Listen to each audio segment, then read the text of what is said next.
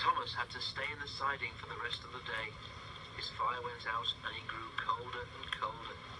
The rain fell more heavily, and what had begun as a splendid day began to turn into a disaster. I wish I was in my nice warm shed, he said to himself miserably. At last the inspector returned. Cheer up, Thomas, he said. You'll be at the museum tomorrow, and they have promised to mend your front end in their workshop.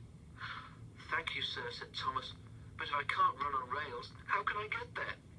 It's all fixed, replied the inspector cheerfully. A lorry is coming for you in the morning. Thomas was horrified. Lorry? He stammered. That's right, said the inspector. It'll be here at 8 o'clock sharp. Thomas slept badly that night. He kept wondering what Gordon, Henry and James would say if they knew he had finished his journey on a lorry. He almost thought he could hear them laughing. Next morning, the driver and fireman came early. A diesel shunter came to push Thomas out of his siding and along towards the road, where they found the lorry waiting. A steel cable was fastened to his coupling.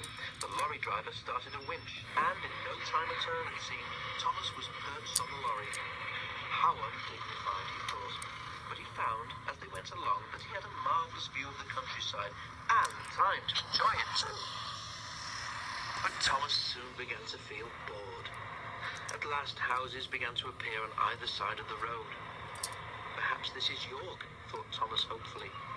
It was, but the driver was unsure of his way. He parked the lorry and went to find a telephone. A man wearing a flat-topped cap with a yellow band round it came up to Thomas. "Hello," said Thomas. Said the man.